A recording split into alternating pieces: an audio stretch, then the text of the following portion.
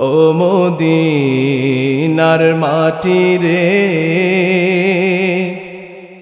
সকল সুখ বুঝি তোর কপালে। ও মদিনা রে,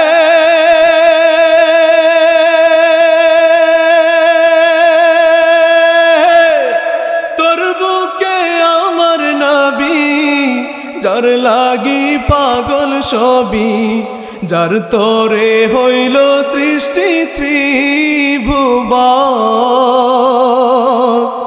কাঁদি আমি সারাক্ষণি, কখন যাব সেখানে। কাঁদি আমি সারাক্ষণি, কখন যাব সেখানে। সহে না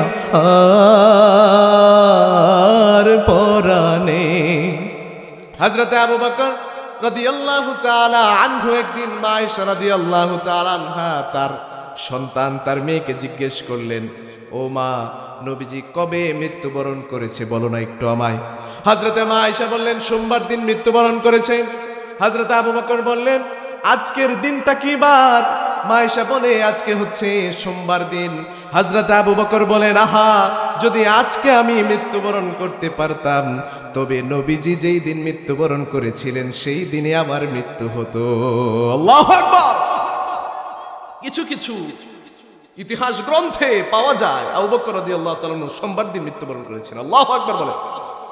আবার নবীজি সাল্লাল্লাহু আলাইহি ওয়াসাল্লামের যখন মাত্র কিছু মানুষকে তিনি দাওয়াত দিলেন আর ইসলাম ধর্ম গ্রহণ করলেন, 30 জন মানুষ যখন ইসলাম ধর্ম গ্রহণ করলো, কিংবা তার চাইতে কম কিছু মানুষ যখন ইসলাম ধর্ম গ্রহণ করলো, এরপরে আবু বকর রাদিয়াল্লাহু তাআলা আনহু নবীজিকে বলতে লাগলেন, নবী, আপনি তো সত্য নবী, আপনি তো শ্রেষ্ঠ নবী, আপনি তো রাহমাতাল লিল আলামিন, আপনি কেন গোপনে গোপনে দাওয়াত দিবেন? আমি প্রকাশ্যে মানুষকে জানিয়ে দেব। সুবহানাল্লাহ।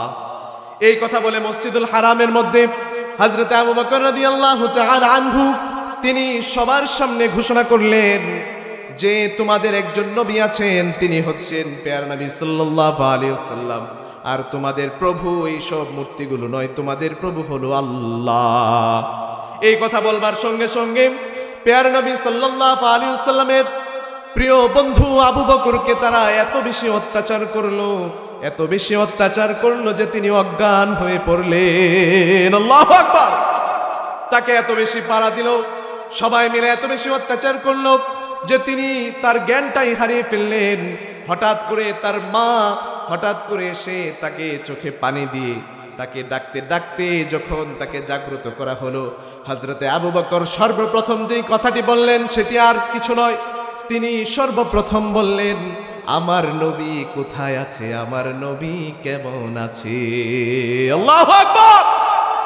নবীকে কতটা ভালোবাসে হযরত আবু বকর রাদিয়াল্লাহু তাআলা আনহুর মা বলেন, এই পাগল ঠিক হয় নাই। আল্লাহু আকবার বলেন না। তোরে এত মারলো, এত অত্যাচার করলো, তবুও তুই বলছিস তোর নবী কোথায়? যতক্ষণ না নবীকে দেখতে পেয়েছে ততক্ষণ ছটপট ছটপট করছে। আল্লাহু আকবার বলেন। তিনি বলেন, আমার নবী তো আরো বেশি কষ্ট করেছেন। আমার নবী যখন রাস্তা দিয়ে হেঁটে যেতেন, আমার নবীকে পাগল বলে গালি দেওয়া হতো। আমার নবী যখন রাস্তা দিয়ে হেঁটে যেতেন, আমার নবীকে গণক বলে গালি দেওয়া হতো। আমার নবীকে কবি বলে গালি দেওয়া হতো। আমার নবী যখন নামাজের মধ্যে দাঁড়াতেন, আমার নবী যখন সিজদারত অবস্থায় থাকতেন, আমার নবীর ঘাড়ের উপরে ওই শয়তানের দলগুলো, ওই কাফেরের দলগুলো উটের নারী ভুঁড়িগুলো এনে আমার নবীর ঘাড়ের মধ্যে রেখে যেতেন। আমার নবী যখন নামাজের মধ্যে দাঁড়াতেন, আমার নবীকে গলা টিপে মেরে ফেলতে চেষ্টা করত। এত কষ্ট যেই নবীজি করেছেন, সেই নবীর জন্য আমি আবু বকর জান দিতেও প্রস্তুত আছি। আল্লাহু আকবার। তাবুক যুদ্ধের মধ্যে হযরত আবু বকর রাদিয়াল্লাহু তাআলা আনহু সহ সমস্ত সাহাবায়ে কেরামগণ, রাসূল বললেন, তোমাদের যা যা আছে সব নিয়ে আসো। এবার উমর চিন্তা করলেন যে সব জায়গায় তো আবু বকর আমাকে হারিয়ে দেয়, আজকে আমি আবু বকরকে হারিয়ে দিব। হযরত উমর ফারুক রাদিয়াল্লাহু তাআলা আনহু তিনি চিন্তা করলেন আমার ঘরে যত কিছু আছে তার অর্ধেক জিনিস আমি আজকে নবীর কাছে নিয়ে যাই। তিনি এসে চিন্তা করতে লাগলেন বোধহয় আজকে আমি 1 নাম্বার। কিন্তু দেখলেন আবু বকর তার ঘরের সব কিছু নিয়ে এসেছেন। সুবহানাল্লাহ, আল্লাহু আকবার। আবু বকরের মতো নবীজিকে ভালোবাসার দরকার আছে না নাই বলেন? কে কে ভালোবাসতে রাজি আছেন একটু হাত তুলে দেখান না। আল্লাহ তুমি কবুল করো আমার ভাইদেরকে, হাত নামান, আমিন পড়েন।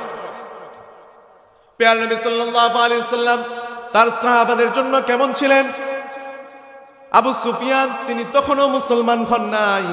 তিনি বলেন, আবু সুফিয়ান বলেন সাহাবায়ে কেরামগণ, নবীজির সাথীগণ নবীজিকে এতটাই ভালোবাসতেন, পৃথিবীর কোনো মানুষ কোনো নেতাকে এত বেশি ভালোবাসে না। আল্লাহু আকবার। হযরতে উরওয়া ইবনে মাসউদ রাদিয়াল্লাহু তাআলা আনহু তিনি যখন মুসলমান হন নাই, তিনি যখন কাফের অবস্থায় ছিলেন, তাকে হুদাইবিয়ার সন্ধিতে তাকে মুসলমানদের সঙ্গে কথা বলবার জন্য পাঠানো হলো। কাফেররা তাকে পাঠিয়ে দিলেন, যাও তুমি গিয়ে মুসলমানদের সঙ্গে সন্ধি করো। হুদাইবিয়ার সন্ধির কথা শুনেছেন তো? শুনেন নাই? হুদাইবিয়ার সন্ধিতে উরওয়া ইবনে মাসউদ রাদিয়াল্লাহু তাআলা আনহু তিনি গেলেন। যাওয়ার পরে ওখানে সন্ধি টন্ধি সব হলো। এসে যখন কাফেরদের সামনে বসলেন, তখন কাফেররা জিজ্ঞেস করলো মুহাম্মদকে কেমন দেখলো? একটা কিউরিসিটি আছে না, চিন্তা করতে লাগলো মুহাম্মদকে কেমন দেখলা? তখন হযরত উরওয়া ইবনে মাসউদ রাদিয়াল্লাহু তাআলা আনহু বলেন, পৃথিবীতে আমি অনেক নেতাদের সঙ্গে, অনেক রাষ্ট্রনায়কদের সঙ্গে আমি সাক্ষাৎ করেছি, কিসরা কাইসার নাজ্জাশীর সঙ্গে আমি সাক্ষাৎ করেছি, কিন্তু এমন আজীব নেতা আমি পৃথিবীর বুকে আর দেখি নাই। তিনি এমন মহান নেতা যে তার সাহাবায়ে কেরাম, তার সঙ্গপাঙ্গরা তাকে এত বেশি ভালোবাসে, পৃথিবীতে কোনো নেতাকে মানুষ এত বেশি ভালোবাসে না। আলহামদুলিল্লাহ নাহমাদুহু ওয়া নাস্তাঈনুহু ওয়া নাস্তাগফিরুহু ওয়া নু'মিনু বিহি ওয়া নাতাওয়াক্কালু আলাইহি ওয়া নাউযু বিল্লাহি মিন শুরুরি আনফুসিনা ওয়া মিন সাইয়্যাতি আ'মালিনা মান ইয়াহদিহিল্লাহু ফালা মুদিল্লা লাহু ওয়া মান يضلله فلا هادي له أي لا يهتدي إلا به وهو الغفور الرحيم ونشهد أن لا إله إلا الله وحده لا شريك له هو الذي لا ضد له ولا ند له لا مثل له ولا مثيل له لا وزير له ولا كفيل له لا شبه له ولا شبيه له لا ولد له ولا والد له وهو الواحد الفرد الصمد الذي لم يلد ولم يولد ولم يكن له كفوا أحد ونشهد أن سيدنا ونبينا وحبيبنا ومولانا محمدًا عبد الله ورسوله أرسله بالحق بشيرا ونذيرا وداعيا إلى الله بإذنه وسراجا منيرا أما بعد فقد قال الله تبارك وتعالى في كلامه المجيد وفي فرقانه الحميد أعوذ بالله من الشيطان الرجيم بسم الله الرحمن الرحيم قل إن كنتم تحبون الله فاتبعوني فاتبعوني يحببكم الله ويغفر لكم ذنوبكم والله غفور رحيم.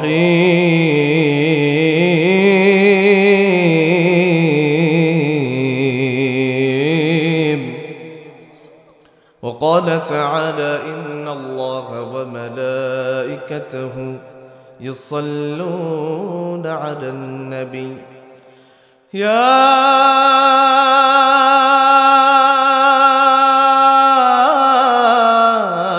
أيها الذين آمنوا صلوا عليه وسلموا تسليما.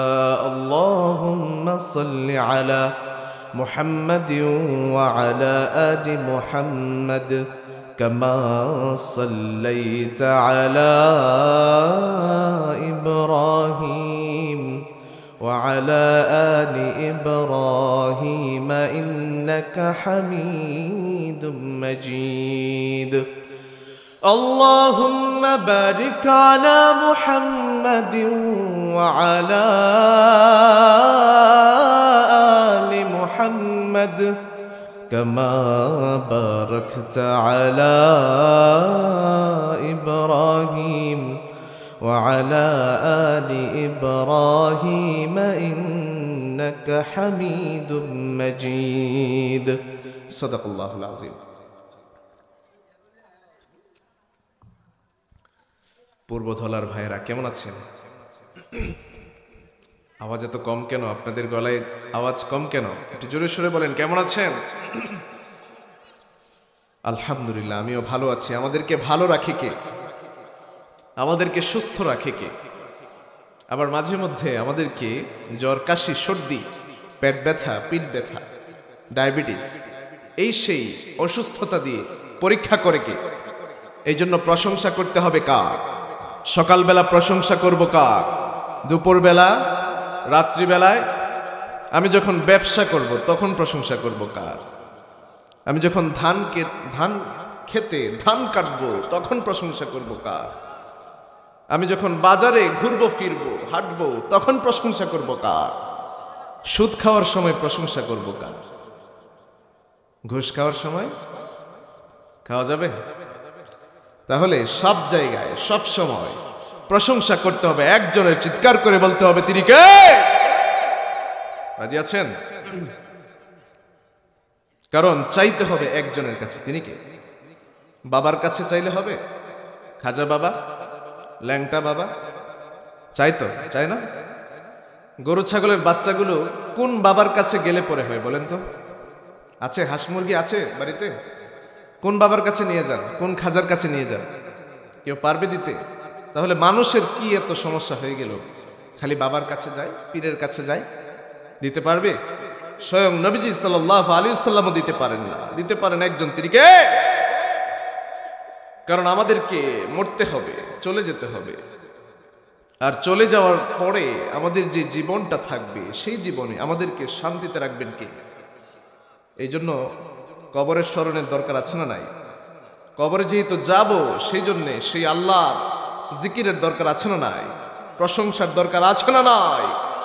একদিন আমাদের মাটির ভেতরে আমাদের যেতে হবে, ঠিক কিনা বলেন? একদিন মাটির ভেতরে হবে ঘর রে মন আমার, কেন বান্ধ দালান ঘর, ঠিক কিনা? একদিন মাটির ভেতরে হবে ঘর রে মন আমার, কেন বান্ধ দালান ঘর। প্রাণ পাখি উড়ে যাবে পিঞ্জর ছেড়ে,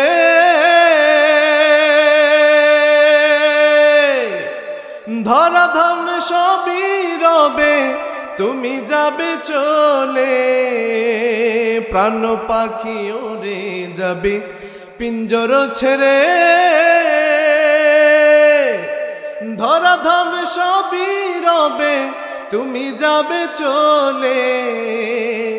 বন্ধু বান্ধব যত, মাতা পিতা দ্বারা সুত, বন্ধু বান্ধব যত, মাতা পিতা দ্বারা সুত, সবই হবে তোমার পরে।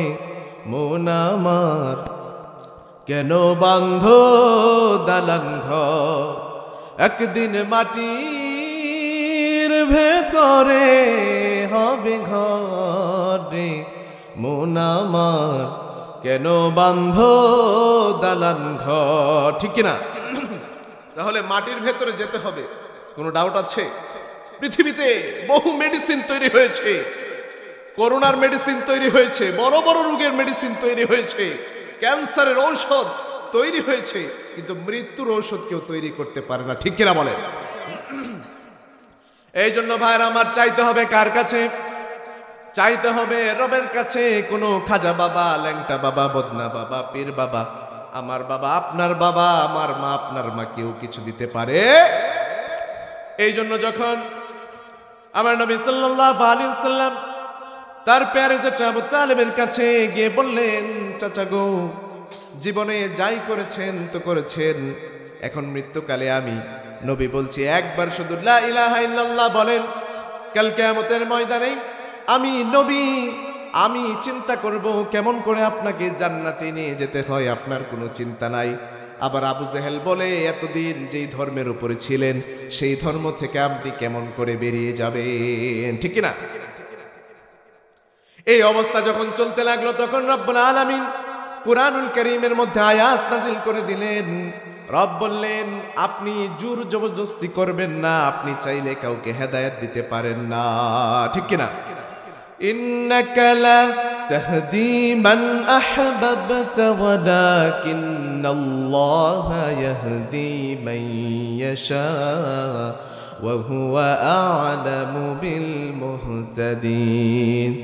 ও নবী, আপনি যাকে ভালোবাসেন, আপনার চাচাকে আপনি ভালোবাসেন, আবার যাদেরকে আপনি ভালোবাসেন তাদেরকে আপনি হেদায়েত দিতে পারবেন না। আমি রব যদি চাই আমি কোনো মানুষকে হেদায়েত দিতে পারি, আবার আমি রব যদি চাই কোনো মানুষকে হেদায়েত নাও দিতে পারি, সেটি পুরোটাই আমার উপরে, আপনি কাউকে হেদায়েত দিতে পারবেন না, ঠিক কিনা? এই জন্য খাজা বাবা, বদনা বাবা দিতে পারে না, দিতে পারে একজন, চিৎকার করে বলতে হবে তিনি কে? রাজি আছেন? কারণ মরতে হবে তো, চলে যেতে হবে তো কবরে। আসুন আমরা, যেহেতু সেই রব আমাদেরকে চমৎকার একটি মজলিসে এনেছেন, সিরাতুল মুস্তাকিমের পথে এনেছেন, আমরা প্রতিদিন নামাজে পড়ি ইহদিনাস সিরাতাল মুস্তাকিম, ও Allah guide us to the straight path, আমাকে আপনি সরল পথের পথিক বানান, আমিন পড়েন। একবার প্যারা নবী সাল্লাল্লাহু আলাইহি ওয়াসাল্লাম খেজুর গাছের একটি ডাল নিলেন, ডাল নিয়ে মরুভূমির সোজাসুজি ভাবে একটি দাগ দিয়ে বললেন, হাদা সিরাতুল মুস্তাকিম। আবার ডান দিকে দাগ দিলেন, বাঁ দিকে দাগ দিয়ে বললেন, হাদিহি সুবুলুশ শাইতান। সোজা দাগ দিয়ে দিলাম সেটি হচ্ছে সিরাতুল মুস্তাকিমের পথ, আবার ডান দিকে যে দাগ দিলাম, বাঁ দিকে যে দাগ দিলাম, এগুলো হচ্ছে শয়তানের পথ। তোমরা চলবা সিরাতুল মুস্তাকিমের পথে, শয়তানের পথে তোমরা চলবা না। এই জন্য আমরা সিরাতুল মুস্তাকিমের পথে এসেছি, ঠিক কিনা বলেন? খুশি না বেজার? এখান থেকে ইনশাআল্লাহ কাল কিয়ামতের ময়দানে হাসতে হাসতে নবীর সঙ্গে একসঙ্গে আমরা সবাই জান্নাতে যাব ইনশাআল্লাহ। যেহেতু রব আমাদেরকে নিয়ে এসেছেন, সেই রবের প্রশংসার দরকার আছে না নাই বলেন? আসুন আকাশ ও বাতাসকে প্রকম্পিত করে, মনটাকে উজাড় করে দিয়ে অন্তরের অন্তঃস্থল থেকে আমরা সেই রবের প্রশংসা করছি। আমরা সকলে একসঙ্গে একযুগে এক আওয়াজে পড়ছি কালিমাতুশ শুকর, সকলে জোরে সোরে বলি আলহামদুলিল্লাহ। দরুদ ও সালাম বর্ষিত হোক মহাবিশ্বের মহামানব প্যারে নবী মুহাম্মদুর রাসূলুল্লাহ সাল্লাল্লাহু আলাইহি ওয়াসাল্লামের উপর।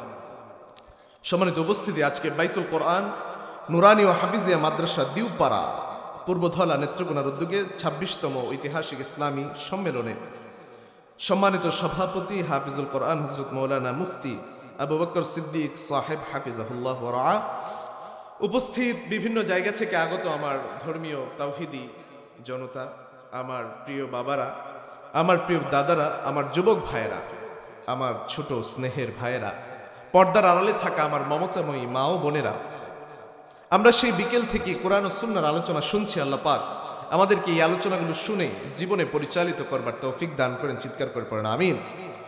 আল্লাহ পাক এই মাহফিলটাকে কবুল করেন, পড়েন আমিন।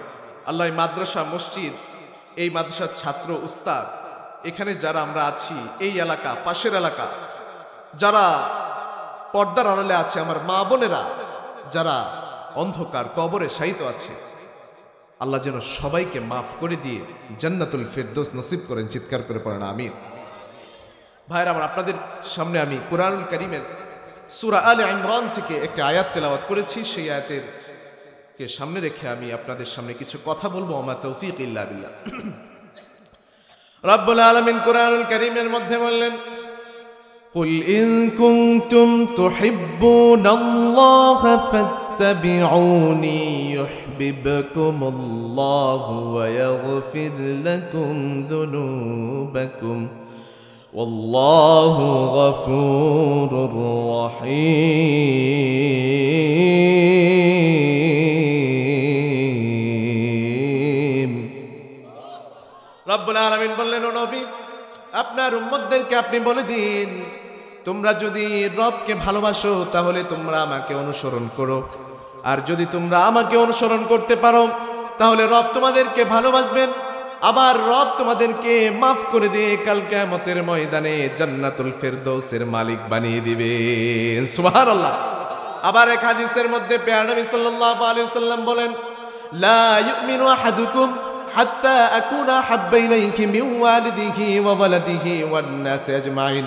কোন মানুষ ততক্ষণ পর্যন্ত মুমিন হতে পারে না যতক্ষণ না পর্যন্ত তার স্ত্রী সন্তান, তার আত্মীয় স্বজন, তার যত কিছু আছে, ব্যবসা বাণিজ্য, অর্থ, যা কিছু আছে পৃথিবীতে, সব কিছু থেকে যতক্ষণ না পর্যন্ত আমি নবীকে ভালোটুকু না বাসবে ততক্ষণ পর্যন্ত মুমিন হতে পারবে না। ঠিক কিনা? এখান থেকে একটু আওয়াজ বেশি আসতেছে ভাই, একটু আস্তে আস্তে আস্তে কথা বলি। তাহলে আমরা মুমিন হতে চাই। কি হতে চাই? মুমিন হতে চাই। মুমিন হতে হলে আমাদেরকে নবীজিকে ভালোবাসতে হবে। মুমিন হতে হলে নবীজিকে ভালোবাসতে হবে, কারণ মুমিনরাই সফল। এই ব্যাপারে রব্বুল আলামিন কুরআনুল কারীমের মধ্যে সূরাতুল মুমিনুন নামে একটি সূরা নাজিল করেছেন। আল্লাহু আকবার বলেন। রব্বুল আলামিন সূরাতুল মুমিনুনের প্রথম আয়াতের মধ্যে বললেন, قد أفلح المؤمنون।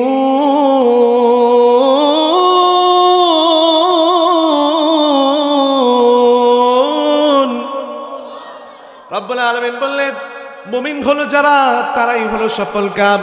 পৃথিবীতে মানুষের অনেক অর্থ সম্পদ থাকতে পারে, অনেক কিছু থাকতে পারে, মানুষের বাড়ি গাড়ি থাকতে পারে, মানুষের অনেক কিছু থাকতে পারে, কিন্তু সেই মানুষটার ভেতরে যদি ঈমানটুকু না থাকে, সেই মানুষটা রবের কাছে সফল হতে পারলো না। যার ভেতরে ঈমান আছে সেই রবের কাছে সফল হলো। সুবহানাল্লাহ। আবার মুমিনদের 7টি গুণাবলী বর্ণনা করার পরে রব্বুল আলামিন বললেন, উলাইকা হুমুল ওয়ারিসুন আল্লাযীনা ইয়ারিসুনাল ফিরদাউসা হুম ফিহা খালিদুন। তাদের জন্য আমি রব, কোন পিতা যখন মৃত্যুবরণ করে আর তার সম্পদ রেখে যায়, আর তার একটি সন্তানও রেখে যায়, সেই পিতা মৃত্যুবরণ করার সঙ্গে সঙ্গে ছেলেটি যেমন করে, মেয়েটি যেমন করে সম্পদের ওয়ারিশ হয়ে যায়, কোনো মানুষ যদি ঈমানটুকু সঙ্গে নিয়ে আমি রবের কাছে আসতে পারে, আমি রব তাকে কাল কিয়ামতের ময়দানে জান্নাতুল ফিরদৌসের ওয়ারিশ বানিয়ে দিব। সুবহানাল্লাহ। তাহলে আমরা জান্নাতে যেতে চাই। কোথায় যেতে চাই? আমরা ছোটবেলায় রচনা পড়েছি, এইম ইন লাইফ, আমাদের জীবনের লক্ষ্য। ঠিক কিনা বলেন? আমাকে উত্তর দিন। আমাদের জীবনের একমাত্র লক্ষ্য, only goal of our life, আমাদের জীবনের একমাত্র পরম লক্ষ্য কোথায় যাওয়া? জান্নাতে যাওয়া। জান্নাতে যাওয়ার জন্য যা যা করবার দরকার করতে রাজি আছি তো ইনশাআল্লাহ? কে কে রাজি আছি একটু হাত তুলে দেখায়। আল্লাহ পাক কবুল করে সকলে পড়েন আমিন। হাত নামান ভাইরা আমার। কারণ জান্নাতে যারা গেল তারা সফল হলো, যারা জাহান্নামে গেল তারা সফল হলো না। এই ব্যাপারে রব্বুল আলামিন আরেক আয়াতের মধ্যে বলে দিলেন, لا يستوي أصحاب النار وأصحاب الجنة أصحاب الجنة هم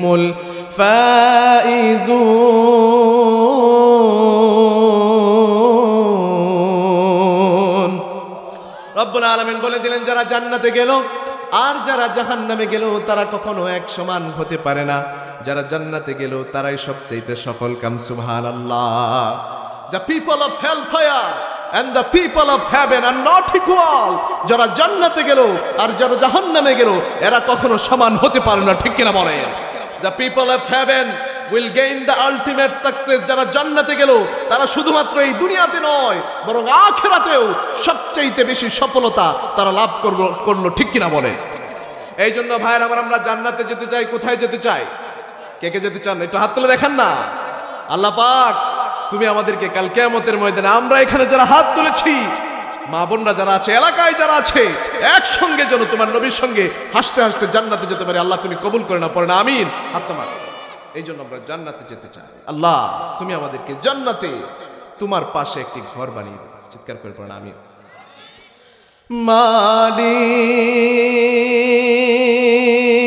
মালিক তুমি জান্নাতে, তোমার কাছে আমার একটি ঘর বানিয়ে দিও, একটি ঘর বানিয়ে দিও। সে বিভীষিকাময় মহাদিনে তোমার প্রতিবেশী করে নিও। মালিক তুমি জান্নাতে, তোমার কাছে আমার একটি ঘর বানিয়ে দিও,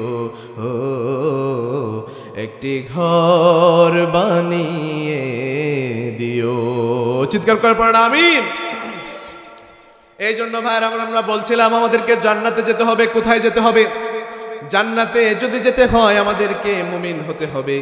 আর মুমিন যদি হতে হয় নবীজিকে ভালোবাসতে হবে। শুধু জিলাপি খেলে হবে না, ঠিক কিনা? শুধু 12 রবিউল আউয়ালে নাচলাম, গান গাইলাম আর জিলাপি আর বিরিয়ানি খাইলাম, এটার নাম নবীজিকে অনুসরণ করা নয়। চিৎকার করে বলেন ঠিক কিনা? নবীজিকে ভালোবাসতে হবে অনুসরণের মাধ্যমে। বুঝেন তাহলে? জান্নাতে যেতে চাই। কোথায় যেতে চাই? জান্নাতে যেতে চাই। জান্নাতে যেতে হলে রব কি বলেছেন? মুমিন হতে হবে। মুমিন হতে হলে ভালোবাসতে হবে কাকে? নবীজিকে। নবীজিকে ভালোবাসলে ভালোবাসার মতো ভালোবাসতে হবে, অনুসরণ করতে হবে, ঠিক কিনা বলেন? আর অনুসরণ করলে রব বলেছেন আমি তোমাকে ভালোবাসবো। রব আবার বলেছেন আমি তোমাকে ক্ষমা করে দিব। রব যাকে ক্ষমা করে দেয় আর ভালোবাসে তাকে জান্নাতে যেতে আটকাবে কে বলে? চিৎকার করে বলেন কেউ পারবে নাকি? তাহলে বুঝতে পেরেছেন, জান্নাত, ঈমান, মুমিন, নবীজিকে ভালোবাসা, অনুসরণ করা, আল্লাহ ভালোবাসবেন, মাফ করে দিবেন, জান্নাতে চলে যাবে। আল্লাহু আকবার বলেন। তাহলে ভাইরা আমার নবীকে ভালোবাসার দরকার আছে না নাই? আমার নবী সাল্লাল্লাহু আলাইহি ওয়াসাল্লামকে এই দুনিয়াতে কেমন করে প্রেরণ করা হলো, কেন পাঠানো হলো, সেই সম্পর্কে সূরাতুল আম্বিয়াতে রব্বুল আলামিন একটি আয়াতের মাধ্যমে আমাদেরকে জানিয়ে দেন আমার নবীকে কেন প্রেরণ করা হলো। রব্বুল আলামিন সূরাতুল আম্বিয়ার মধ্যে বললেন ওয়ামা আরসালনাকা ইল্লা রাহমাতাল লিল আলামিন। রব্বুল আলামিন বললেন শুধুমাত্র মানব জাতির জন্য নয়, শুধুমাত্র দানব গোষ্ঠীর জন্য নয়, শুধুমাত্র ফেরেশতাদের জন্য নয়, শুধুমাত্র যারা জিন জাতি তাদের জন্য নয়, শুধুমাত্র যারা আকাশে উড়ে বেড়ায় পাখি হয়ে তাদের জন্য নয়, শুধুমাত্র যারা পানির মধ্যে মাছ হয়ে ঘুরে বেড়ায় তাদের জন্য নয়, শুধুমাত্র যারা বনে জঙ্গলে ঘুরে বেড়ায় তাদের জন্য নয়, পুরো পৃথিবীবাসীর জন্য আমার মায়ার নবী, দয়ার নবীকে রহমত হিসেবে পাঠালেন কে? ইমাম তাবারী রাহমাতুল্লাহ আলাইহি বলেন শুধুমাত্র মুমিনের জন্য রহমত না, তিনি কাফেরদের জন্য রহমত। মুমিনের জন্য কেমন রহমত? মুমিন যদি আমার নবীর কথা মতো চলতে পারে কাল কিয়ামতের ময়দানে মুমিন জান্নাতুল ফিরদৌসের মালিক হয়ে যাবে। সুবহানাল্লাহ। সবচাইতে বেশি মুমিন কারা ছিলেন বলেন তো? সাহাবায়ে কেরাম রাদিয়াল্লাহু তাআলা আনহুম।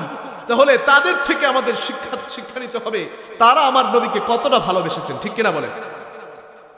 সাহাবায়ে কেরামগণ কতটা ভালোবেসেছেন আসেন জেনে নেই। হযরতে আবু বকর রাদিয়াল্লাহু তাআলা আনহু একদিন মা আয়েশা রাদিয়াল্লাহু তাআলা আনহা তার সন্তান তার মেয়েকে জিজ্ঞেস করলেন, ও মা, নবীজি কবে মৃত্যুবরণ করেছে বলো না একটু আমায়। হযরতে মা আয়েশা বললেন, সোমবার দিন মৃত্যুবরণ করেছে। হযরতে আবু বকর বললেন, আজকের দিনটা কি বার? মা আয়েশা বলে, আজকে হচ্ছে সোমবার দিন। হযরতে আবু বকর বলেন, আহা, যদি আজকে আমি মৃত্যুবরণ করতে পারতাম তবে নবীজি যেই দিন মৃত্যুবরণ করেছিলেন সেই দিনে আমার মৃত্যু হতো। আল্লাহু আকবার। কিছু কিছু ইতিহাস গ্রন্থে পাওয়া যায় আবু বকর রাদিয়াল্লাহু তাআলা সোমবার দিন মৃত্যুবরণ করেছেন। আল্লাহু আকবার বলে। আবার নবীজি সাল্লাল্লাহু আলাইহি ওয়াসাল্লামের যখন মাত্র কিছু মানুষকে তিনি দাওয়াত দিলেন আর ইসলাম ধর্ম গ্রহণ করলেন, 30 জন মানুষ যখন ইসলাম ধর্ম গ্রহণ করলো, কিংবা তার চাইতে কম কিছু মানুষ যখন ইসলাম ধর্ম গ্রহণ করলো, এরপরে আবু বকর রাদিয়াল্লাহু তাআলা আনহু নবীজিকে বলতে লাগলেন, নবী, আপনি তো সত্য নবী, আপনি তো শ্রেষ্ঠ নবী, আপনি তো রাহমাতাল লিল আলামিন, আপনি কেন গোপনে গোপনে দাওয়াত দিবেন? আমি প্রকাশ্যে মানুষকে জানিয়ে দেব। সুবহানাল্লাহ। এই কথা বলে মসজিদুল হারামের মধ্যে হযরতে আবু বকর রাদিয়াল্লাহু তাআলা আনহু তিনি সবার সামনে ঘোষণা করলেন যে তোমাদের একজন নবী আছেন, তিনি হচ্ছেন পেয়ার নবী সাল্লাল্লাহু আলাইহি ওয়াসাল্লাম, আর তোমাদের প্রভু এই সব মূর্তিগুলো নয়, তোমাদের প্রভু হলো আল্লাহ। এই কথা বলবার সঙ্গে সঙ্গে পেয়ার নবী সাল্লাল্লাহু আলাইহি ওয়াসাল্লামের প্রিয় বন্ধু আবু বকরকে তারা এত বেশি অত্যাচার করলো, এত বেশি অত্যাচার করলো যে তিনি অজ্ঞান হয়ে পড়লেন। আল্লাহু আকবার। তাকে এত বেশি পাড়া দিল, সবাই মিলে এত বেশি অত্যাচার করলো যে তিনি তার জ্ঞানটাই হারিয়ে ফেললেন। হঠাৎ করে তার মা হঠাৎ করে এসে তাকে চোখে পানি দিয়ে তাকে ডাকতে ডাকতে যখন তাকে জাগ্রত করা হলো, হযরতে আবু বকর সর্বপ্রথম যেই কথাটি বললেন সেটি আর কিছু নয়, তিনি সর্বপ্রথম বললেন, আমার নবী কোথায় আছে? আমার নবী কেমন আছে? আল্লাহু আকবার। নবীকে কতটা ভালোবাসে। হযরত আবু বকর রাদিয়াল্লাহু তাআলা আনহুর মা বলেন, এই পাগল ঠিক হয় নাই। আল্লাহু আকবার বলেন না। তোরে এত মারলো, এত অত্যাচার করলো, তবুও তুই বলছিস তোর নবী কোথায়? যতক্ষণ না নবীকে দেখতে পেয়েছে ততক্ষণ ছটপট ছটপট করছে। আল্লাহু আকবার বলেন। তিনি বলেন, আমার নবীতে আরো বেশি কষ্ট করেছেন। আমার নবী যখন রাস্তা দিয়ে হেঁটে যেতেন আমার নবীকে পাগল বলে গালি দেওয়া হতো। আমার নবী যখন রাস্তা দিয়ে হেঁটে যেতেন আমার নবীকে গণক বলে গালি দেওয়া হতো। আমার নবীকে কবি বলে গালি দেওয়া হতো। আমার নবী যখন নামাজের মধ্যে দাঁড়াতেন, আমার নবী যখন সিজদারত অবস্থায় থাকতেন, আমার নবীর ঘাড়ের উপরে ওই শয়তানের দলগুলো, ওই কাফেরের দলগুলো উটের নারী ভুঁড়িগুলো এনে আমার নবীর ঘাড়ের মধ্যে রেখে যেতেন। আবার আমার নবী যখন নামাজের মধ্যে দাঁড়াতেন আমার নবীকে গলা টিপে মেরে ফেলতে চেষ্টা করত। এত কষ্ট যেই নবীজি করেছেন সেই নবীর জন্য আমি আবু বকর জান দিতেও প্রস্তুত আছি। আল্লাহু আকবার। তাবুক যুদ্ধের মধ্যে হযরত আবু বকর রাদিয়াল্লাহু তাআলা আনহু সহ সমস্ত সাহাবায়ে কেরামগণ, রাসূল বললেন তোমাদের যা যা আছে সব নিয়ে আসো। এবার উমর চিন্তা করলেন যে সব জায়গায় তো আবু বকর আমাকে হারিয়ে দেয়, আজকে আমি আবু বকরকে হারিয়ে দিব। হযরত ওমরে ফারুক রাদিয়াল্লাহু তাআলা আনহু তিনি চিন্তা করলেন আমার ঘরে যত কিছু আছে তার অর্ধেক জিনিস আমি আজকে নবীর কাছে নিয়ে যাই। তিনি এসে চিন্তা করতে লাগলেন বোধহয় আজকে আমি 1 নাম্বার, কিন্তু দেখলেন আবু বকর তার ঘরের সব কিছু নিয়ে এসেছেন। সুবহানাল্লাহ। আল্লাহু আকবার। আবু বকরের মতো নবীজিকে ভালোবাসার দরকার আছে না নাই বলেন? কে কে ভালোবাসতে রাজি আছেন একটু হাত তুলে দেখান না। আল্লাহ তুমি কবুল করো আমার ভাইদেরকে, হাত নামান, আমিন পড়েন। প্যারা নবী সাল্লাল্লাহু আলাইহি ওয়াসাল্লাম তার সাহাবাদের জন্য কেমন ছিলেন? আবু সুফিয়ান তিনি তখনও মুসলমান হন নাই। তিনি বলেন, আবু সুফিয়ান বলেন সাহাবায়ে কেরামগণ নবীজির সাথীগণ নবীজিকে এতটাই ভালোবাসতেন, পৃথিবীর কোনো মানুষ কোনো নেতাকে এত বেশি ভালোবাসে না। আল্লাহু আকবার। হযরতে উরওয়া ইবনে মাসউদ রাদিয়াল্লাহু তাআলা আনহু তিনি যখন মুসলমান হন নাই, তিনি যখন কাফের অবস্থায় ছিলেন, তাকে হুদাইবিয়ার সন্ধিতে তাকে মুসলমানদের সঙ্গে কথা বলবার জন্য পাঠানো হলো। কাফেররা তাকে পাঠিয়ে দিলেন, যাও তুমি গিয়ে মুসলমানদের সঙ্গে সন্ধি করো। হুদাইবিয়ার সন্ধির কথা শুনেছেন তো? শুনেন নাই? হুদাইবিয়া সন্ধিতে উরওয়া ইবনে মাসউদ রাদিয়াল্লাহু তাআলা আনহু তিনি গেলেন, যাওয়ার পরে ওখানে সন্ধি টন্ধি সব হলো, এসে যখন কাফেরদের সামনে বসলেন তখন কাফেররা জিজ্ঞেস করলো মুহাম্মদকে কেমন দেখলো? একটা কিউরিসিটি আছে না, চিন্তা করতে লাগলো মুহাম্মদকে কেমন দেখলা? তখন হযরত উরওয়া ইবনে মাসউদ রাদিয়াল্লাহু তাআলা আনহু বলেন, পৃথিবীতে আমি অনেক অনেক নেতাদের সঙ্গে, অনেক রাষ্ট্রনায়কদের সঙ্গে আমি সাক্ষাৎ করেছি, কিসরা কাইসার নাজ্জাশীর সঙ্গে আমি সাক্ষাৎ করেছি, কিন্তু এমন আজীব নেতা আমি পৃথিবীর বুকে আর দেখি নাই। তিনি এমন মহান নেতা, তিনি এমন মহান নেতা যে তার সাহাবাই কেরাম, তার সঙ্গপাঙ্গরা তাকে এত বেশি ভালোবাসে, পৃথিবীতে কোনো নেতাকে মানুষ এত বেশি ভালোবাসে না। হযরত উরওয়া ইবনে মাসউদ রাদিয়াল্লাহু তাআলা আনহু বলেন, আমি দেখলাম নবীজি যখন থুতু ফেললেন তখন কিছু মানুষ তার নিচে এসে, তার মুখের সামনে এসে হাতটা এভাবে বাড়িয়ে দিল, কখন থুতুটা পড়বে আর তারা নিয়ে নেবে। আল্লাহু আকবার! থুতুটা পড়বে আর তারা নিয়ে নেবে। থুতুগুলো তাদের হাতের মধ্যে নিচ্ছে, আর হাতের মধ্যে এরকম ভাবে আমরা যেমন করে ক্রিম মাখাই, থুতুগুলো এইভাবে মাখিয়ে মাখিয়ে শরীরের মধ্যে তারা দিতে লাগলো। আল্লাহু আকবার! আবার উরওয়া ইবনে মাসউদ রাদিয়াল্লাহু তাআলা আনহু বলেন, তিনি যখন ওযু করছিলেন তখন ওযুর পানির গুলো একটা ফুটা পানিও যেন মাটির মধ্যে না পড়ে, সাহাবায়ে কেরাম রাদিয়াল্লাহু তাআলা আনহুম এইভাবে গিয়ে হাত পেতে দিচ্ছেন। সুবহানাল্লাহ। আবার তিনি যখন কোনো আদেশ করলেন তখন মানুষ পাগল হয়ে গেল, মানুষ চিন্তা করতে লাগলো, তার সাহাবারা চিন্তা করতে লাগলো কার আগে কে যাবে, কার আগে কে যাবে, এইরকম ভাবে প্রতিযোগিতা করতে লাগলো। সুবহানাল্লাহ। হযরত আনাস ইবনে মালিক রাদিয়াল্লাহু তাআলা আনহু বলেন, আমি একদিন প্যার নবী সাল্লাল্লাহু আলাইহি সাল্লামকে দেখলাম তিনি চুল কাটছিলেন, আর কিছু সাহাবায়ে কেরামকে দেখলাম তারা নবীজির কাছে গেলেন, নবীজির কাছে গিয়ে তারা হাত পেতে বসে আছে, একটা একটা চুল পড়ছে, তারা ধরে ফেলছে, একটা চুলও মাটিতে পড়তে দিচ্ছে না। সুবহানাল্লাহ! কি পরিমাণে ভালোবাসা। হযরতে জাবের রাদিয়াল্লাহু তাআলা আনহু, এগুলো সব সহিহ হাদিস, হাদিস থেকে বলছি সব। হযরতে জাবের রাদিয়াল্লাহু তাআলা আনহুর পিতা উহুদের যুদ্ধে যাওয়ার পূর্বে জাবেরকে বলে, জাবের আমার মনে হয় আমি উহুদের যুদ্ধে মৃত্যুবরণ করব, তবে আমি তোমাকে জানিয়ে দিয়ে গেলাম আমি তোমাকে পৃথিবীর সবচাইতে বেশি ভালোবাসি। হযরতে জাবের রাদিয়াল্লাহু তাআলা আনহু শুনছিলেন, হঠাৎ করে আচমকা বলে উঠলেন, তবে আমার সন্তান, তুমি আমার কলিজার টুকরা, আমার প্রিয় সন্তান, তুমি জেনে রাখো তোমাকে আমি ভালোবাসি ঠিকই, তবে একজন ব্যক্তির পরে তিনি হচ্ছেন প্যারে নবী সাল্লাল্লাহু আলাইহি ওয়াসাল্লাম। সুবহানাল্লাহ। আবার এক মহিলা ধরতে আছেন, যুদ্ধের ময়দানে তার স্বামী মৃত্যুবরণ করেছে, তার সন্তান মৃত্যুবরণ করেছে, দৌড়ছে।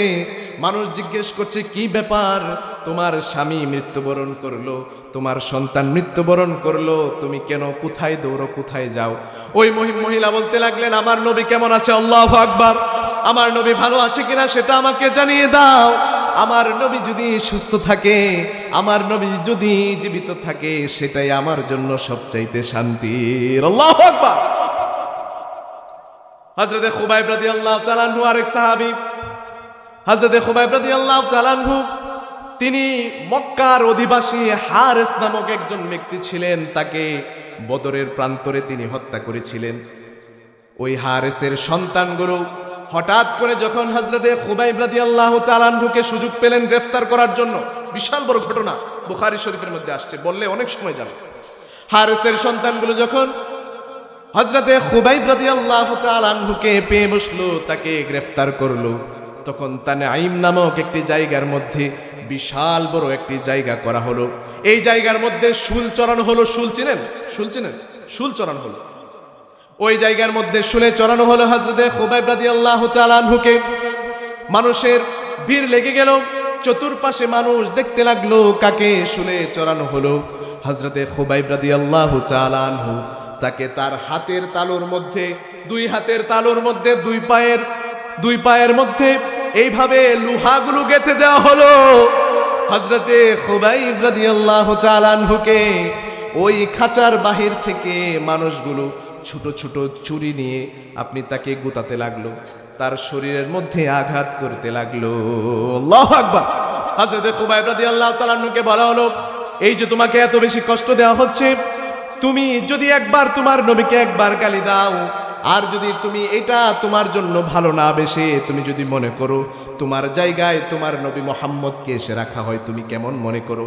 হযরত খুবাইব রাদিয়াল্লাহু তাআলা আনহু পরে একটি ঐতিহাসিক কথা বললেন, আমার যদি জীবনটা 1000 বার, কোটি বার, লক্ষ বার যদি দেওয়া হয়, তবুও আমি বারবার মরতে রাজি আছি, আমার নবীর শরীরে একটা আঁচ লাগতে দেব না। আল্লাহু আকবার। ভালোবাসার দরকার আছে না নাই বলে? সাহাবায়ে কেরাম তাদের ঈমান কম ছিল, বুঝছি কম ছিল নাকি? আল্লাহু আকবার। জান্নাতে যাওয়ার জন্য তারা নবীজিকে ভালোবাসতেন। একবার এক গ্রাম্য ব্যক্তি নবীজির কাছে আসলেন, হাদিসে পাকের মধ্যে এসেছে, গ্রাম্য ব্যক্তি এসে বললেন, ও নবী, কিয়ামত কবে হবে? নবীজি বললেন, কিয়ামতের কথা আমাকে জিজ্ঞেস করছো? তুমি কিয়ামতের জন্য কি প্রস্তুতি গ্রহণ করেছো? ওই ব্যক্তি বলতে লাগলেন, নবীজি, আমার কোনো প্রস্তুতি নাই, তবে আমার একটা প্রস্তুতি হলো আমি আমার নবী এবং আমি আমার আল্লাহকে আমার জীবনের চাইতে সব চাইতে বেশি ভালোবাসি। সুবহানাল্লাহ। আমার নবী বললেন, ফাইন্নাকা মা'a মান আহবাবতা, তুমি যাকে ভালোবাসো তার সঙ্গে তোমার জান্নাত হবে। আল্লাহু আকবার। হযরত আনাস ইবনে মালিক রাদিয়াল্লাহু তাআলা আনহু তিনি এই কথা শুনে এত খুশি হলেন, তিনি বললেন, আমরা ইসলাম ধর্ম গ্রহণ করবার পরে এত বেশি খুশি আর কোনোদিন হই নাই। সুবহানাল্লাহ। কারণ তিনি বলেন, আবু বকর, উমর, আলী, ওসমান তাদের মতো আমাদের আমল হবে না ঠিকই, তবে আমরা তাদের মতো নবীজিকে আমাদের নিজেদের জানের চাইতে বেশি ভালোবাসি। আল্লাহু আকবার বলেন। এই জন্য আমরা এত বেশি খুশি হয়েছি, যেহেতু আমরা নবীজিকে এত বেশি ভালোবাসি, ইনশাআল্লাহ আমরা কাল কিয়ামতের ময়দানে নবীজির সঙ্গে জান্নাতে থাকবো। আল্লাহু আকবার বলেন। তাহলে আমরা যদি ভালোবাসি, আমাদের ভালোবাসার দরকার আছে না নাই? আমাকে বলেন, নবীজিকে ভালোবেসে জানটাও দিতে প্রস্তুত আছি তো ইনশাআল্লাহ? কে কে প্রস্তুত আছেন একটু হাত তুলে দেখান। আল্লাহ পাক কবুল করেন, সকল পড়েন আমিন। হাত নামান।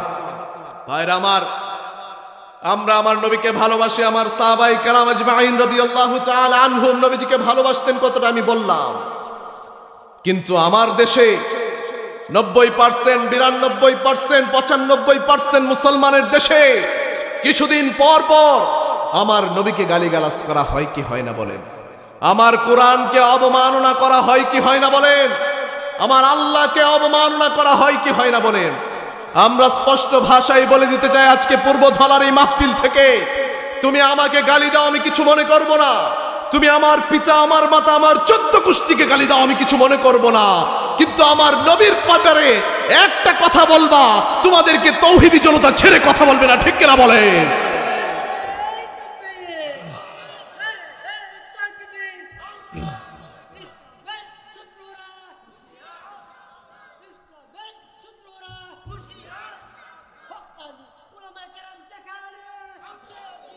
ঠিক আছে, ঠিক আছে, ভাইরা আমার, ভাইরা আমার, আল্লাহ পাক আমার বাবারে এমন শক্তি দেখ, আমার বুড়ো বাবাদের এত শক্তি আল্লাহ বাড়িয়ে দেখ, যেন জিহাদের ময়দানে তারা শহীদ হতে পারে। পড়েন আমিন। মুরব্বীরা আমাদের সম্পদ, মুরব্বীরা আমাদের গর্ব, তাদের প্রয়োজন আছে না নাই বলেন? ভাইরা আমার, আমরা দেখলাম কিছুদিন পূর্বে, এটা তো নবীজির কথা বললাম, নবীজিকে অবমাননা করা হয়। কিছুদিন পূর্বে দেখলাম নর্থ সাউথ ইউনিভার্সিটিতে একটি ছেলে অপূর্ব পাল নামক, সে আমার কোরআনকে অবমাননা করলো। আপনারা পত্রিকায়, টিভিতে দেখেছেন। আবার এই ইউনিভার্সিটিতে একজন শিক্ষক কোরআনের রেফারেন্স দিয়ে কথা বলছিলেন বিধায় তাকে বিশ্ববিদ্যালয় থেকে বহিষ্কার করা হলো। কিন্তু অপূর্ব পালকে এই বিশ্ববিদ্যালয় থেকে পাগল আখ্যায়িত করে তাকে জামাই আদর করে বাড়িতে পাঠিয়ে দেওয়া হলো, ঠিক কিনা বলেন? কেন? আমার নবীকে গালি দিলে, আমার কোরআনকে গালি দিলে খালি মাথার তার থাকে না, শুধু তারাই পাগল হয়ে যায়, অর্থাৎ তাদেরকে বাঁচানোর জন্য এটা একটা পায়তারা, ঠিক কিনা বলেন? আমাদের স্পষ্ট দাবি, আমার আল্লাহকে গালি দিবা, আমার কোরআনকে অবমাননা করবা, আমার নবীকে গালি দিবা, তোমাদেরকে তৌহিদি জনতা চৌরাস্তার মোড়ে প্রকাশ্যে ফাঁসির কাস্টে ঝুলাবে ইনশাআল্লাহ, ঠিক কিনা বলে? এই জন্য আমাদের স্পষ্ট দাবি, অনেক আইন পাশ করেছেন, সংসদে অনেক আইন হচ্ছে, কিন্তু নবীকে অবমাননার আইন হয় নাই, ঠিক কিনা বলেন? আল্লাহকে অবমাননার আইন হয় নাই, কোরআনকে অবমাননার আইন হয় নাই। এখন আরেক পাগল আউল বাউল ছাগল সেটা আমার আল্লাহকে বলে আল্লাহ নাকি মুনাফিকি করেছে, নাউজুবিল্লাহ বলেন। আবার এর পক্ষে কিছু মানুষ দেখলাম, কিছু সুশীল দাঁড়িয়ে আছে, টুপি আছে, পাগড়িও পরে, এর পক্ষে গিয়ে দাঁড়িয়ে থাকে। এগুলোর ঈমান আছে নাকি বলেন? আল্লাহকে মুনাফিক যে বলে তার ঈমান আছে নাকি বলেন? কিছু রাজনৈতিক ব্যক্তিবর্গ বড় কষ্ট হয়, মুসলমান নামধারী কিছু মানুষ আমরা দেখলাম তারাও এদের পক্ষে চলে গেল। আমার কষ্ট হয় বড়। এই বাউল আবুল সরকার কি বলেছে এটা তারা জানে নাকি? সে বলেছে আমার আল্লাহ নাকি একবার বলেছে কলমকে আগে সৃষ্টি করেছে, একবার নাকি বলেছে আরশ সৃষ্টি করেছে, একবার নাকি বলেছে তিনি রূহ সৃষ্টি করেছে, একবার নাকি বলেছে তিনি এশ সৃষ্টি করেছে। নাউজুবিল্লাহ বলেন। কি দাবি করে বসে? আর এগুলো তো মুতে পানিও নেয় না, ঠিক কিনা বলেন? এদেরকে আমরা কি কোরআন হাদিসের দলিল দিয়ে খণ্ডন করব? এগুলোর তো ঈমানই নাই। ইতিহাস বললে অনেক সময় লাগবে। প্রাচীন প্যালেস্টাইন থেকে এই বাউল বা আল থেকে ওই বাউল সম্প্রদায় আসছিল 1772 সনে বাংলাদেশের কুষ্টিয়াতে। লালন শাহ নামে তারা একে রসুল মনে করে, নাউজুবিল্লাহ বলেন। এরা মনে করে এই প্রকৃতি যা আছে সবগুলো হচ্ছে আল্লাহ, নাউজুবিল্লাহ বলেন। সে বলল আল্লাহ নাকি এক এক সময় এক এক কথা বলে। আজকে আপনাদেরকে জানিয়ে যায়, যেহেতু আপনারা মুমিন মুসলমান, কোরআন হাদিসের জ্ঞান নাই, আমি জানিয়ে যাই তিরমিজি শরীফের একটা হাদিসের মধ্যে প্যারা নবী সাল্লাল্লাহু আলাইহি সাল্লাম বলেছেন আউয়ালু মা খালাকাল্লাহুল কলম, কলমকে সর্বপ্রথম সৃষ্টি করেছেন। আর সে যেই কথা বলল আরশের কথা, এটা কোরআন হাদিসের কোথাও নাই। ইশকের কথা কোরআন হাদিসের কোথাও নাই। রূহের কথা ওয়াসআলুনাকা আনির রূহ অন্যভাবে এসেছে, ওয়া হুয়া রাব্বুল আরশিল আযীম, আরশের কথা অন্যভাবে এসেছে, কিন্তু কোরআন হাদিসে এগুলো প্রথম সৃষ্টি করা হয়েছে এটা কোথাও নাই। এমন কি সহিহ হাদিসে তো নাই, জাল হাদিসেও নাই, ঠিক কিনা বলেন? এই জন্য আমার স্পষ্ট দাবি, আমরা দেখছি তাকে জেলখানায় বন্দী করা হয়েছে, কিন্তু আমার দেশের আইন হচ্ছে ইংরেজদের বানানো আইন। এই আইনে নবীর দুশমন, আল্লাহর দুশমন, কোরআনের দুশমনদের বিচার হয় না। আমরা দাবি জানাই এই আবুল সরকারকে প্রকাশ্যে ঢাকা শহরের চৌরাস্তার মোড়ে প্রকাশ্যে তাকে ফাঁসির কাস্টে ঝুলাতে হবে। কে কে রাজি আছেন হাত তুলে দেখান।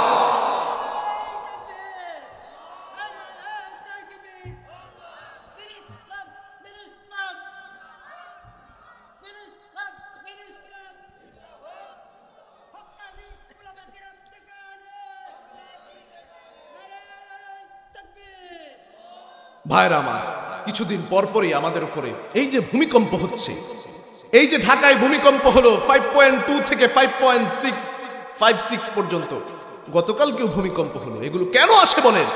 আমরা এখনো নর্তকীদের নাচের মধ্যে পড়ে আছি, এখনো খেলতামাশায় পড়ে আছি। এই দুনিয়াটা প্রতারণার একটি জায়গা, এই দুনিয়াতে থাকার জায়গা নয়, ঠিক কিনা বলেন? হঠাৎ করে একদিন চলে আসবে অমুকের সন্তান অমুক মৃত্যুবরণ করেছে, ঠিক কিনা বলেন? হঠাৎ করে মসজিদে আওয়াজ আসবে অমুক মৃত্যুবরণ করেছে, কিন্তু তার পিতা দাদা 14 গোষ্ঠী এখনো বেঁচে আছে। আছে না নাই বলেন? আমার দাদা শ্বশুরই তো এখনো বেঁচে আছে, কিন্তু ওনার ছেলে আমার চাচা শ্বশুর মারা গেছে। বড় বড় মুরব্বীরা আছে, ছোট ছেলে পেলে মরে যায়। এই জন্য মরার পূর্বেই মরার প্রস্তুতি গ্রহণ করার দরকার আছে না নাই বলেন? ভাইরা আমার, ইমানকে বাড়ানোর দরকার আছে না নাই বলেন? এই জন্য আপনাদের কাছে আমি একটা আবদার নিয়ে এসেছি। কে কে মদিনায় গিয়েছেন আমি জিজ্ঞেস করব না, খুব অল্প মানুষ পাওয়া যাবে। আমি আপনাদের কাছে একটি আবদার করে যেতে চাই, ইনশাআল্লাহ সামর্থ্য হওয়ার সঙ্গে সঙ্গে নবীজিকে যদি সত্যি ভালোবেসে থাকেন তাহলে নবীর দেশে যেতে প্রস্তুত আছেন ইনশাআল্লাহ? কে কে রাজি আছেন একটু হাত তুলে দেখান। আল্লাহ সব ভাইকে কবুল করেন। আমি দুটো ইনফরমেশন বলি, আপনি বলবেন হুজুর টাকা নাই, হুজুর টাকা নাই। আমি বলবো আপনার টাকা আছে, আপনার নিয়ত ঠিক নাই, ঠিক কিনা বলেন? ভাইরা আমার, আমি দুটো ইনফরমেশন দিই। এই এলাকায় স্বর্ণের দোকান আছে? অল্প আছে। নেত্রকোনায় আছে তো নাকি? স্বর্ণের দাম কত জানেন আপনারা? বলতে পারবেন? 2 লক্ষ টাকার উপরে আপ ডাউন করছে, পত্রিকায় দেখলেই পাবেন। কিন্তু মানুষের লাইন কি কমেছে স্বর্ণের দোকানে? কমেছে নাকি? কমে নাই তো। আমি আরেকটা প্রশ্ন করব, কিছুদিন পূর্বে পৃথিবীতে সবচাইতে দামি একটা ফোন লঞ্চ হলো। যুবক ভাইয়েরা অলরেডি বুঝে গেছে কোন ফোনের কথা বলছি, আইফোন 17 প্রো ম্যাক্স। যুবকগুলো কোথায়? নাম শুনেছো? এই যে শুনেছে। 2 লক্ষ টাকার উপরে যেই মেয়েটি, যেই ছেলেটি রাত্রি 4টায় তার সকাল হয়, তার রাত হয়, ফজরের পরে সে ঘুমাতে যায়, সকাল হয় তার দুপুর 3টা 4টায়। সেই দিন সেই রাত্রিতে যেদিন এই ফোনটি লঞ্চ হবে সেই দিন তারা ফজরের আগে থেকে দোকানের পাশে গিয়ে বসে আছে। কেন? সর্বপ্রথম কে ফোনটা কিনতে পারে আর ফেসবুকে সেলফি তুলে স্ট্যাটাস দিবে, I am the first person in Bangladesh to buy iPhone 17 pro max. আমি বাংলাদেশের প্রথম ব্যক্তি যে আইফোন 17 প্রো ম্যাক্স কিনতে পেরেছি। স্ট্যাটাস, ঠিক কিনা বলেন? আছে না নাই বলেন? তাহলে টাকা কমেছে নাকি? কমেছে নাকি? আমি যদি জিজ্ঞেস করি কার ব্যাংক অ্যাকাউন্টে 2 লক্ষ টাকার কম আছে, খুব কম মানুষ পাওয়া যায়।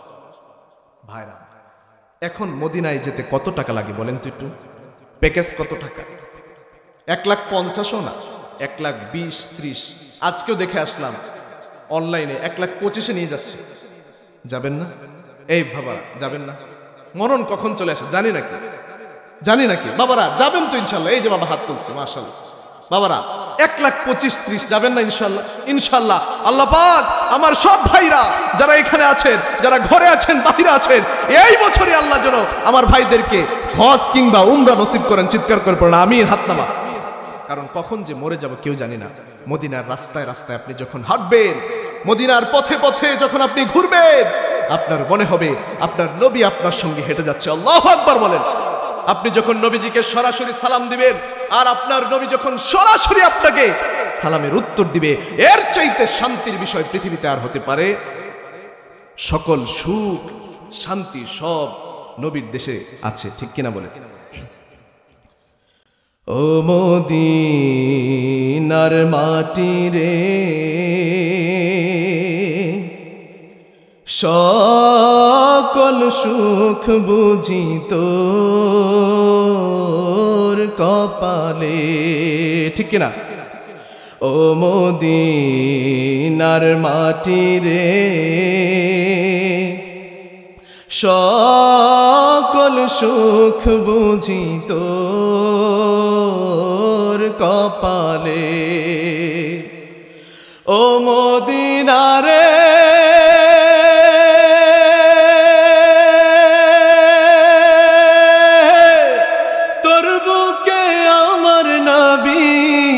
যার লাগি পাগল সবই, যার তরে হইল সৃষ্টি ত্রিভুবন।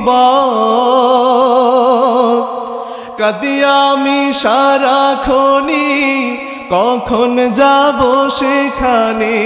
কাঁদি আমি সারাক্ষণি, কখন যাব সেখানে? সহে না সহে না আর পরাণে। ও মদিনার মাটি রে, সকল সুখ বুঝি তোর কপালে। ও মদিনারে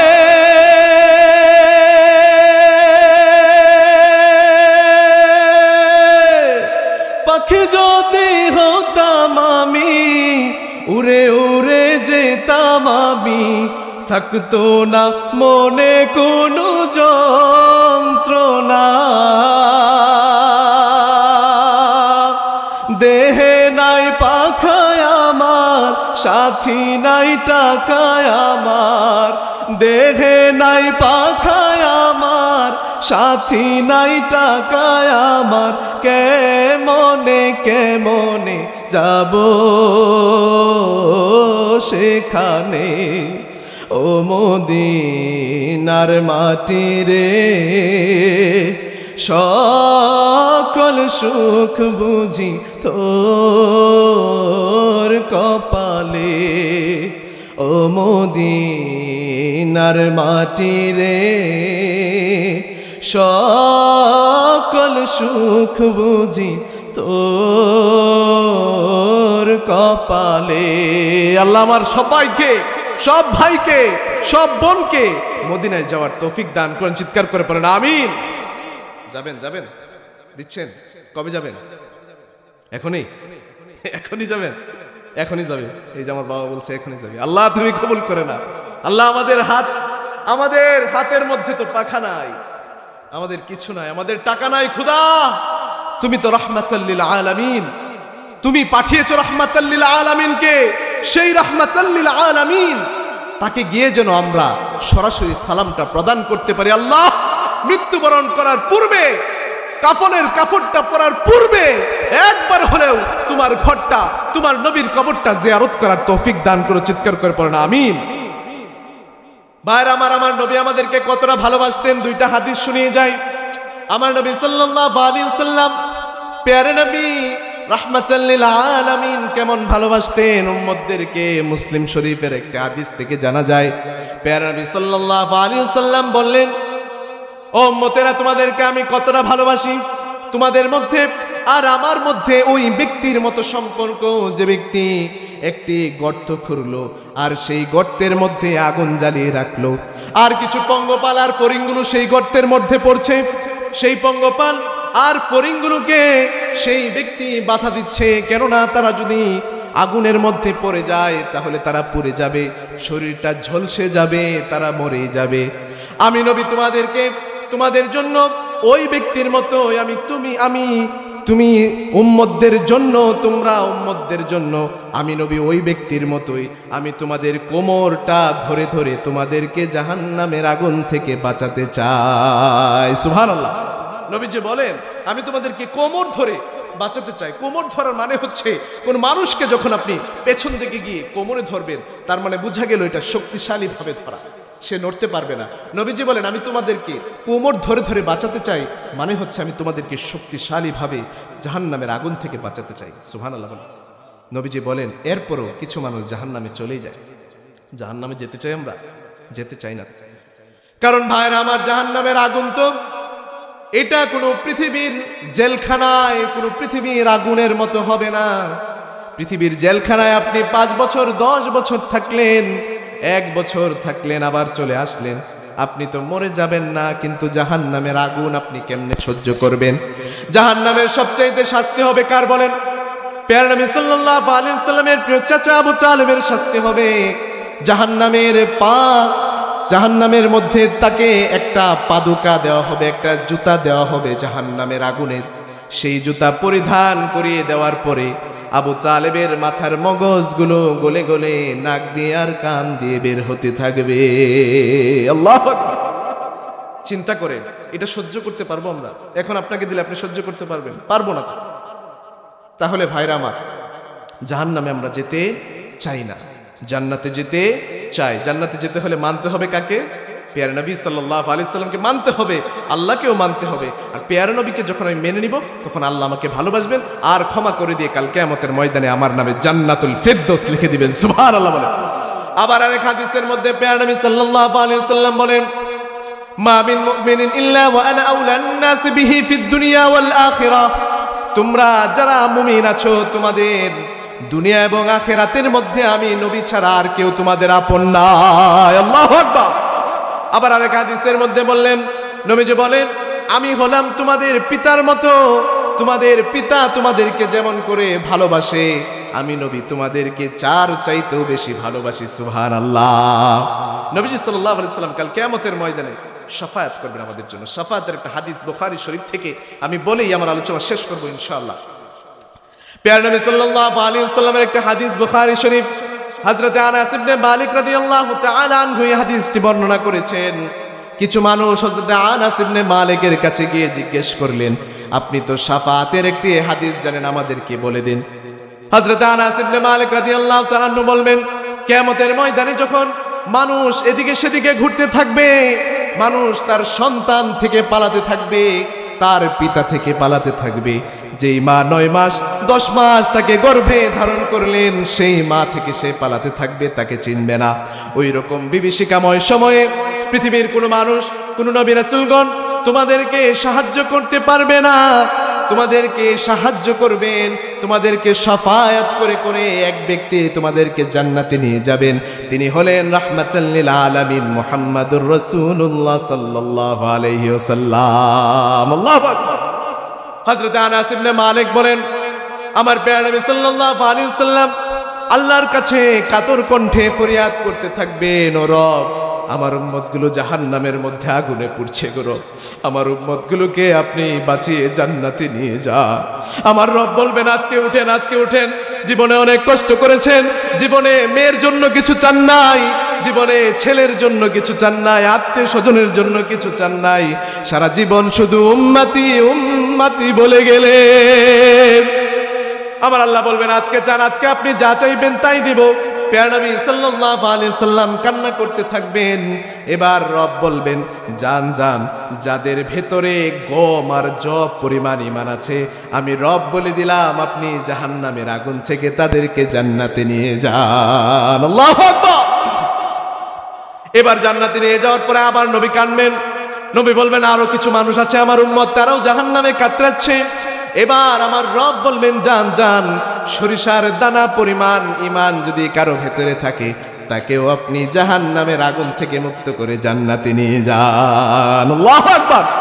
আবার নবী কান্না করতে থাকবেন। রব বলবেন আবার কি হলো? নবী বলবেন আমার আরো কিছু উম্মত জাহান্নামের মধ্যে কাতরাচ্ছে, আল্লাহ গো তুমি তাদেরকেও মাফ করে দাও। আল্লাহ এবার বলবেন যাদের সরিষার দানার চেয়েও কম পরিমাণ ঈমান থাকলো, তাদেরকেও আপনি জান্নাতে নিয়ে যান। সুবহানাল্লাহ। এতটুকু পর্যন্ত বলার পরে আনাস ইবনে মালিক তাদেরকে আর কিছু বলেন না রাদিয়াল্লাহু তাআলা আনহু। এরপরে এই লোকগুলো হযরতে হাসানের কাছে গেলেন, যাওয়ার পরে জিজ্ঞেস করলেন আপনি কি হাদিস শুনেছেন? তিনি বললেন হ্যাঁ, আমি আনাস ইবনে মালিকের কাছে 20 বছর পূর্বে এই হাদিস শুনেছি। তখন বললেন যে আনাস ইবনে মালিক কতটুকু বলেছেন? বলে তিনবার আল্লাহর কাছে গিয়েছেন, এতটুকু বলেছেন। তো চতুর্থবারের কথা কি বলেন নাই? না। তাহলে বোধহয় তিনি ভুলে গিয়েছেন, তো বৃদ্ধ হয়ে গিয়েছেন, তো বৃদ্ধ হয়ে গিয়েছে, হয়তো ভুলে গিয়েছেন। অথবা তোমরা আমল কমায়া দিবা, সরিষার দানা ঈমান নিয়ে জান্নাতে যাবা, এই জন্য হয়তো আমল কমায়া দিবা, এই জন্য হয়তো বলেন নাই। কিন্তু হযরত হাসান রাহমাতুল্লাহি আলাইহি তিনি বলেন চতুর্থবার আবার আমার রবের কাছে আমার নবী গিয়ে বলবেন আরো কিছু মানুষ, আরো কিছু উম্মত জাহান্নামে থেকে গেল, তাদেরকেও আমি জান্নাতে নিয়ে যেতে চাই। এবার রব বলবেন জান জান, আপনার আর কোনো টেনশন নাই, আপনাকে আর কিছু করতে হবে না। আমি রব যাদের ভেতরে অন্তত জীবনে একবার লা ইলাহা ইল্লাল্লাহ বলেছে, আমি রব নিজে তাদেরকে জাহান্নামের আগুন থেকে জান্নাতে নিয়ে যাব। আল্লাহু আকবার। কি মায়া, কি দয়া! এত দয়া, এত মায়া করেছেন সেই নবীর জন্য। করতে রাজি আছি তো ইনশাআল্লাহ? জান দিতে প্রস্তুত তো ইনশাআল্লাহ? কে কে রাজি? একটু হাত তুলে দেখান না, হাত নামান। সেই নবীর উপরে যে কোরআন নাজিল হলো, সেই কোরআন এই মাদ্রাসায় পড়া হয়, ঠিক কিনা বলে? ভাইরা আমার, এই মাদ্রাসার সঙ্গে আপনারা থাকবেন তো ইনশাআল্লাহ? কে কে থাকবেন একটু হাত তুলে দেখান না। আল্লাহ পাক আমার ভাইদেরকে কবুল করেন, পড়েন আমিন। ভাইরা আমার, আপনি বলবেন হুজুর টাকা নাই, পয়সা নাই, কি দিব? আমি বলবো 100 টাকা নাই, একটা ট্যাপ দেন না, ট্যাপ নষ্ট হয়ে গেছে, দেন না একটা ট্যাপ। আপনি বলবেন ট্যাপ দিলে কি হবে? 2 দিন পরে নষ্ট হয়ে যাবে, আমার কবরে আমলনামা কেমন করে যাবে? আপনি বললেন 3টা জিনিস মরার পরেও যায়, একটা হচ্ছে সদকায়ে জারিয়া, ঠিক কিনা? তাহলে কেমন করে যাবে হুজুর? আমি বলবো এই ট্যাপের পানি দিয়ে একটা মাদ্রাসার ছেলে সে ওযু করবে, গোসল করবে। এই ছেলেটা এই মাদ্রাসায় পড়ে আবার সে যখন আলেম হবে, সে আরেক মাদ্রাসায় গিয়ে আরো ছাত্র পড়াবে, সেই ছাত্রগুলো আরো হাজারো কোটি ছাত্রকে পড়াবে, সেই ছাত্রগুলো আরো ছাত্রদেরকে পড়াবে, আর আপনি কিয়ামত পর্যন্ত কবরে শুয়ে শুয়ে সেই আমলগুলো পেতে থাকবেন। আল্লাহু আকবার বলেন। বুঝাতে পেরেছি? বুঝাতে পেরেছি? থাকবেন তো? এখন বলবেন হুজুর টাকা নাই, কিচ্ছুই নেই, 100 টাকাও নাই। আমি বলবো আপনি দোয়া করবেন আল্লাহর কাছে, পারবেন তো ইনশাআল্লাহ? আপনি কাছে আসবেন, হুজুরদেরকে বলবেন আপনাদের পাশে আমরা আছি ইনশাআল্লাহ, টেনশন নাই। আল্লাহ হচ্ছেন ধনী, আমরা হচ্ছি গরিব, ঠিক কিনা বলেন? ইয়া আইয়ুহান নাসু আনতুমুল ফুকারাউ ইলাল্লাহ ওয়াল্লাহু আল গনিয়ুল হামিদ। রব্বুল আলামিন বলেন তোরা সব গরিব, ফকিন্নি, তোরা ফকিন্নির বাচ্চা তোরা। আমি রব হচ্ছি ধনী, আমি চাইলে জিরো থেকে হিরো বানিয়ে দিতে পারি, আবার আমি রব চাইলে হিরো থেকে জিরো বানিয়ে দিতে পারি, ঠিক কিনা বলেন? এই জন্য ভাইরা আমার, আপনাদেরকে কিছু আমল দিয়ে যাই। জান্নাতের কথা যেহেতু বললাম, কবরে যেহেতু যেতে হবে, কিছু আমল দিয়ে আমি আমার আলোচনা শেষ করবো ইনশাআল্লাহ। আপনাদেরকে একটা আমল দিয়ে, প্রতিদিন ফজরের নামাজের পরে এবং মাগরিবের নামাজের পরে একটা ইস্তেগফার পড়বেন। ইস্তেগফারের নাম হচ্ছে সাইয়্যিদুল ইস্তেগফার। এটা অনেক একটু বড়, এখন বললে মনে রাখতে পারবেন না। এই ইস্তেগফার উলামায়ে কেরামের কাছে জিজ্ঞেস করে নেবেন, যাদের মোবাইল আছে অনলাইনে সার্চ করবেন। এই ইস্তেগফার যদি কোনো ব্যক্তি ফজরের পরে, মাগরিবের পরে দৃঢ় বিশ্বাসের সঙ্গে, ঈমানের সঙ্গে সে যদি প্রতিদিন পড়ে, প্যারা নবী সাল্লাল্লাহু আলাইহি সাল্লাম হাদিসে পাকের মধ্যে বলেছেন সেই ব্যক্তি নিশ্চিত জান্নাতি হবে। আরো জোরে বলেন না সুবহানাল্লাহ। কবরে যেতে আমরা ভয় পাই কি পাই না? কবরে যাওয়ার একটা আমল, কবরের আযাব দূর হয়ে যাবে, এটা একটা আমল দিয়ে যায়। 30 আয়াতের একটি সূরা আছে, সূরাতুল মুলক। 30 আয়াতের একটি সূরা, 29 পারায়। এই সূরাতুল মুলক যে ব্যক্তি এশার পরে ঘুমানোর পূর্বে পড়বে, তার কবরের মধ্যে আযাব হবে না। সুবহানাল্লাহ বলেন। এই সূরাতুল মুলক কাল কিয়ামতের ময়দানে আপনার জন্য শাফায়াত করবে। সুবহানাল্লাহ বলেন। এই সূরাতুল মুলক কাল কিয়ামতের ময়দানে যতক্ষণ না আপনি জান্নাতে যেতে পারার সঙ্গে ঝগড়া করতে থাকবে। সুবহানাল্লাহ বলেন। পড়বেন ইনশাআল্লাহ। সামনে বছর যদি বেঁচে থাকি, আপনারাও বেঁচে থাকেন। আর এখানে তো আমার ছাত্র সাখাওয়াত, আপনাদের মাদ্রাসার শিক্ষক, গত বছরে পড়েছে। যদি আল্লাহ তারেও বাঁচায় রাখে, সব ঠিকঠাক থাকে, এসে জিজ্ঞেস করব যে কি শিখছিলেন কিনা। শিখবেন তো ইনশাআল্লাহ। আরেকটা আমল দিয়ে যাই, আপনি ঘুমানোর পূর্বে প্রতিদিন একটু দোয়া পড়বেন। লা ইলাহা ইল্লাল্লাহু ওয়াহদাহু লা শারীকা লাহু লাহুল মুলকু ওয়া লাহুল হামদু ওয়া হুয়া আলা কুল্লি শাইইন কাদির লা হাওলা ওয়া লা কুওয়াতা ইল্লা বিল্লাহ। সবাই পারে এটা, সহজ না? প্রতিদিন ঘুমানোর পূর্বে পড়বেন। নবীজি বলেন, কারো যদি সাগরের ফেনা পরিমাণও তার গুনাহ থাকে, আল্লাহ পাক সব গুনাহ মাফ করে দিবেন। সুবহানাল্লাহ বলেন না? মা বোনরা বলবে, সব শুধু পুরুষদের জন্যই বলে গেলেন, মহিলাদের জন্য কিছু বলবেন না, হুজুর আপনি কেমন? ঠিক কিনা বলেন? মা বোনদের জন্য একটা হাদিস বলে শেষ করছি। হাদিসে পাকের মধ্যে এসেছে, মা বোনরা যদি 4 কাজ করতে পারে, কয় কাজ? 4 কাজ, তাহলে কাল কিয়ামতের ময়দানে রব্বুল আলামিন তাকে জান্নাতের যে কোনো দরজা দিয়ে প্রবেশ করার তৌফিক দান করবেন না। আল্লাহু আকবার বলেন। ইদা সাল্লাতিল মারআতু খামসাহা, 5 ওয়াক্ত নামাজ যদি সুন্দরভাবে পড়ে, ওয়া সামাত শাহরাহা, রমজানের রোজাটা যদি আমার মা বোনরা সুন্দরভাবে আদায় করে, ওয়া হাসানাত ফারজাহা, যদি তাদের লজ্জাস্থানে হেফাজত করে। আজকে আমার মেয়েগুলো, ছেলে মেয়েগুলো পার্কে এখানে সেখানে রাস্তাঘাটে নিজের লজ্জাগুলোকে বিলিয়ে দিচ্ছে। ঠিক কিনা বলেন? এখন আবার নতুন আরেক সার্কাস শুরু হয়েছে, মেয়ে ভেগে যায়, ছেলে ভেগে যায়। নাউজুবিল্লাহ বলেন। আল্লাহ আমার সন্তান, আমার ছেলে মেয়ে, আমাদের ভাই, আমাদের বোনদেরকে আল্লাহ তুমি হেফাজত করে, বলেন আমিন। জামাই বিদেশ চলে গেছে, সে চলে গেছে আরেক লোকের সাথে। ঠিক কিনা বলেন? আছেন আপনাদের এলাকা আছে? তাহলে ওয়া হাসানাত ফারজাহা, লজ্জাস্থানে হেফাজত। ওয়া আতাআত যাওজাহা, স্বামীর অনুসরণ। বলবে হুজুর আগের 3টা মানতে রাজি আছি, পরেরটা মানতে রাজি না, ওরে আমি মানতে পারবো না। কথা কয় না, বাড়িতে গেলে ধরবে তো, এই জন্য কথা কয় না, ভয় পাইছে। নবীজি বলেন, কিলা লাহা দুখুলিল জান্নাহ মিন আইয়ি আবওয়াবিল জান্নাতি শিতা, আমার যেই মা বোনেরা এই 4টি কাজ করতে পারবে, কাল কিয়ামতের ময়দানে জান্নাতের যে কোনো দরজা দিয়ে তারা প্রবেশ করবে। সুবহানাল্লাহ বলেন। ভাইরা, আজকে যে আলোচনাটুকু করলাম, রব্বুল আলামিন আমাদেরকে এই আলোচনার উপরে আমল করার তৌফিক দান করেন। সর্বপ্রথম আমাকে এবং আপনাদেরকে আল্লাহ পাক কবুল